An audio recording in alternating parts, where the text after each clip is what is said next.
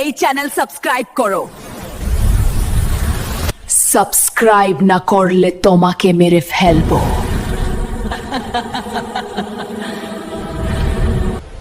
New জার্সির উইলো ক্রিকের ঘন জঙ্গল আর কুয়াশাচ্ছন্ন পাহাড়ের মাঝে দাঁড়িয়ে আছে ব্ল্যাকউড হাউস, একটি পুরনো ভিক্টোরিয়ান ম্যানশন।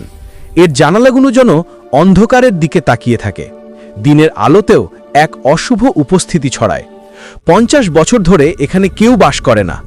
স্থানীয়রা ফিসফিস করে বলে রাতে বাড়ির জানালায় আলো জ্বলে, আর কখনো কান্নার শব্দ ভেসে আসে।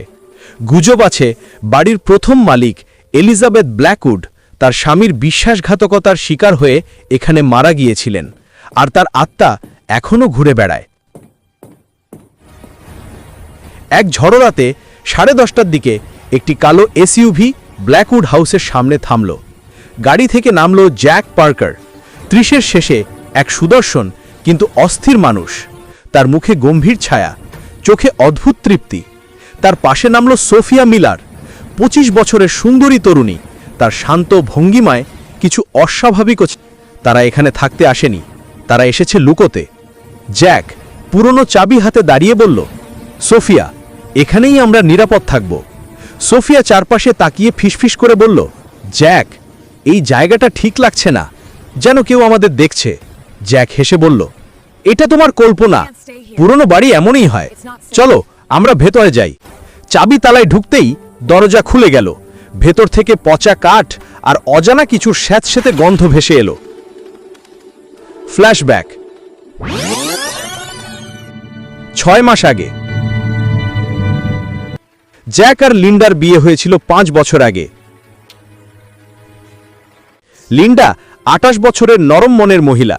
তার কালো চুল আর উষ্ণ হাসি একসময় জ্যাকের প্রেমের কারণ ছিল, কিন্তু জ্যাকের মন অস্থির হয়ে উঠেছিল। তার চাকরি একটি ছোট ইনভেস্টমেন্ট ফার্মে তাকে রাতের পর রাত ব্যস্ত রাখত। লিন্ডা ধৈর্য ধরে জ্যাকের জন্য অপেক্ষা করত। এক সন্ধ্যায় উইলো ক্রিকের রাস্টি অ্যাঙ্কার বারে জ্যাক প্রথম দেখা করল সোফিয়া মিলারের সাথে। সোফিয়া ছিল নতুন বারটেন্ডার। তার গাঢ় সবুজ চোখ আর রহস্যময় হাসি জ্যাককে টানছিল। হুইস্কির গ্লাস হাতে জ্যাক জিজ্ঞেস করল, তুমি এখানে মানিয়ে নিতে পারছো? সোফিয়া হেসে বলল, এই শহর ছোট, কিন্তু আমি ছোট জায়গায় বড় স্বপ্ন দেখতে পারি। জ্যাক, তুমি কি স্বপ্ন দেখো? জ্যাক হেসে বলল, এই শহর থেকে, এই জীবন থেকে মুক্তি চাই। সোফিয়ার চোখ চকচক করে উঠল এবং বলল, তাহলে আমরা একই স্বপ্ন দেখি। সেই রাত থেকে তাদের গোপন সম্পর্ক শুরু হলো। তারা লুকিয়ে দেখা করত, নদীর ধারে, পুরনো পার্কে, এমনকি জ্যাকের অফিসের পরিত্যক্ত গোডাউনে। লিন্ডা জ্যাকের দেরি করে ফেরা, ফোনের পাসওয়ার্ড বদলানো আর ঠান্ডা আচরণের সন্দেহ করছিল। একদিন জ্যাক ঘুমিয়েছিল। লিন্ডা জ্যাকের ফোন চেক করল। সোফিয়ার মেসেজ দেখে লিন্ডার হৃৎপিণ্ড থেমে গেল। সোফিয়া লিখেছিল, জ্যাক, আমি আর এভাবে থাকতে পারছি না, লিন্ডাকে সরাতে হবে। জ্যাকের উত্তর ছিল, আমি একটা উপায় বের করব। মেসেজগুলি পড়ে লিন্ডা কাঁদতে কাঁদতে বলল, জ্যাক, তুমি এটা কি করছো? কিন্তু জ্যাক শুনতে পায়নি। সে তখনও সোফিয়ার সাথে তার নতুন জীবনের স্বপ্নে ডুবেছিল। ঘটনার রাত।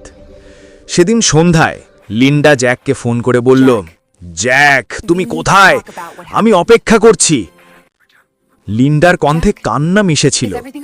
তখন জ্যাক ঠান্ডা গলায় বলল, আমি আসছি লিন্ডা, আমরা কথা বলবো। কিন্তু জ্যাকের মনে কথা বলার কোনো ইচ্ছা ছিল না। কিছুক্ষণ পর জ্যাক ফিরল একটা ধারালো ছুরি হাতে। লিন্ডা জ্যাককে দেখে বলল, জ্যাক, আমরা সবকিছু ঠিক করতে পারি। আমি জানি তুমি সোফিয়ার সাথে একটা সম্পর্কে আছো, কিন্তু আমি তোমাকে ভালোবাসি। জ্যাকের মুখ শক্ত হয়ে গেল। জ্যাক বলল, লিন্ডা, তুমি বুঝবে না, আমি মুক্ত হতে চাই। দরজার কাছে দাঁড়ানো সোফিয়া ফিসফিস করে বলল, এখনই কাজ শেষ করো জ্যাক। তখন জ্যাক ছুরিটা লিন্ডার বুকে ঢুকিয়ে দিল। লিন্ডা গুঙ্গিয়ে উঠল এবং বলল, জ্যাক, তুমি এটা করতে পারলে? লিন্ডার দেহ মেঝেতে লুটিয়ে পড়ল। জ্যাক আর সোফিয়া দাঁড়িয়ে রইল, তাদের হাতের রক্তের দাগ। সোফিয়া বলল, জ্যাক, এখন আমরা মুক্ত। জ্যাক মাথা নাড়ল এবং বলল, ব্ল্যাকউড হাউসে ওকে লুকাবো, ওখানে কেউ খুঁজবে না। তারা লিন্ডার দেহ কার্পেটে মুড়ে গাড়িতে তুলল। ব্ল্যাকউড হাউসের দরজা খুলতেই ধুলোয় ভরা লিভিং রুম চোখে পড়ল। ভাঙা চেয়ার, ফাটা আয়না আর স্যাঁতস্যাঁতে গন্ধ। জ্যাক বলল, এখানেই আমরা নিরাপদ। সোফিয়া অস্থির গলায় বলল, জ্যাক, এই বাড়ি জীবন্ত মনে হয়, আমার ভয় লাগছে। জ্যাক হেসে বলল, ভয় পাওয়ার কিছু নেই, আমরা শুধু কয়েকদিন থাকব। জ্যাক লিন্ডার দেহ নিয়ে বেসমেন্টে গেল। কাঠের মেঝে খুলে একটা গর্তে দেহটা ফেলে মাটি দিয়ে ঢেকে দিল। ফিরে এসে বলল, এখানে কেউ খুঁজবে না। কিন্তু তখনই শব্দ শুরু হলো, থপ থপ থপ, যেন কেউ সিঁড়ি দিয়ে নামছে। সোফিয়া চমকে বলল, জ্যাক, শুনেছ? জ্যাক ভ্রু কুঁচকে বলল, বাতাস, পুরনো বাড়ি এমনই। কিন্তু সোফিয়া আয়নার দিকে তাকালো। তার পেছনে লিন্ডার ছায়া, রক্তাক্ত মুখ, মুখে ভয়ঙ্কর হাসি। সোফিয়া চিৎকার করে বলল, লিন্ডা, ও এখানে! জ্যাক ধমক দিয়ে বলল, কি দেখলে তুমি? কেউ নেই। কিন্তু সোফিয়ার মুখ ফ্যাকাশে। সোফিয়া বলল, লিন্ডা আমাদের দেখছে, জ্যাক। প্রথম রাতে জ্যাক আর সোফিয়া ঘুমানোর চেষ্টা করল। মাঝরাতে জ্যাকের কানে ফিস ফিস শব্দ ভেসে এলো, জ্যাক, তুমি আমাকে মেরেছ। জ্যাক ধড়মড় করে উঠে বসল এবং বলল, কে? ঘর অন্ধকার, শুধু চাঁদের আলো জানলা দিয়ে পড়েছে। বিছানার পাশে লিন্ডার ছায়া, রক্তাক্ত মুখ, চোখে ক্রোধ। জ্যাক তখন লাইট জ্বালালো, কিন্তু কেউ ছিল না। সোফিয়ার ঘুম ভেঙে গেল। সোফিয়া বলল, তুমিও শুনেছ, তাই না? জ্যাক কাঁপা গলায় বলল, এটা আমার মনের ভুল। পরদিন সকালে তারা পালানোর সিদ্ধান্ত নিল, কিন্তু গাড়ির ইঞ্জিন স্টার্ট হলো না।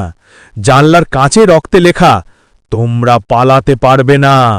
সোফিয়া চিৎকার করে বলল, জ্যাক, আমরা ফাঁদে পড়েছি। জ্যাক বলল, শান্ত হও, আমরা ঠিক করে ফেলব। কিন্তু দিন গড়াতেই বাড়ির পরিবেশ ভয়ঙ্কর হল। আয়নায় লিন্ডার মুখ ফিরে আসছিল। রাতে বেসমেন্ট থেকে শব্দ, যেন কেউ মাটি খুঁড়ছে। সোফিয়া কাঁদতে কাঁদতে বলল, আমরা লিন্ডাকে মেরেছি, কিন্তু লিন্ডা ফিরে এসেছে। জ্যাক চিৎকার করে বলল, সোফিয়া, তুমি চুপ করো, লিন্ডা মরে গেছে। দ্বিতীয় রাতে জ্যাক লাইব্রেরিতে একটা পুরনো দিনলিপি পেল, এলিজাবেথ ব্ল্যাকউডের। তাতে লেখা ছিল, এই বাড়ি বিশ্বাসঘাতকদের ক্ষমা করে না, যারা রক্ত ঝরায় তাদের আত্মা এখানে আটকে যায়। জ্যাক সোফিয়াকে দেখিয়ে বলল, এটা কি? এই বাড়ি আমাদের সাথে খেলছে? সোফিয়া ভয়ে বলল, আমাদের চলে যেতে হবে জ্যাক, এখনই। ক্লাইম্যাক্স। তৃতীয় রাতে ব্ল্যাকউড হাউস দুঃস্বপ্নের জগতে পরিণত হল। বাতাসে রক্তের গন্ধ, দেয়ালে লিন্ডার ছায়া। জ্যাক আর সোফিয়া দরজা জানলা বন্ধ করে ঘরে আটকা পড়ল। বেসমেন্টের দরজা খুলে গেল। লিন্ডার ভূত রক্তাক্ত দেহ নিয়ে সিঁড়ি দিয়ে উঠে এলো। তার পেছনে এলিজাবেথ ব্ল্যাকউডের ছায়া।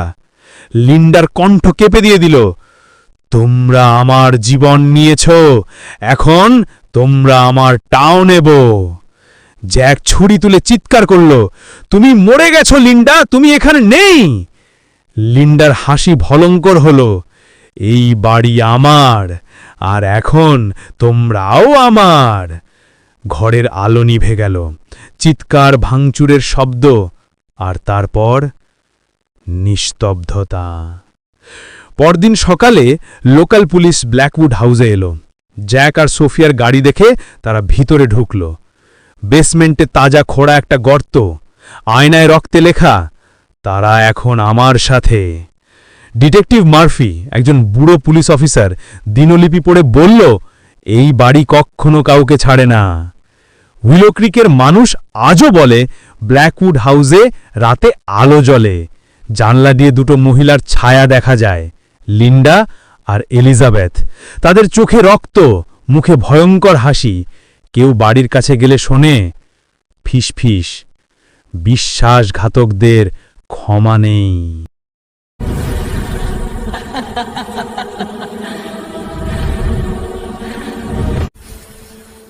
হে, এই চ্যানেল সাবস্ক্রাইব করো। সাবস্ক্রাইব না করলে তোমাকে মেরে ফেলবো।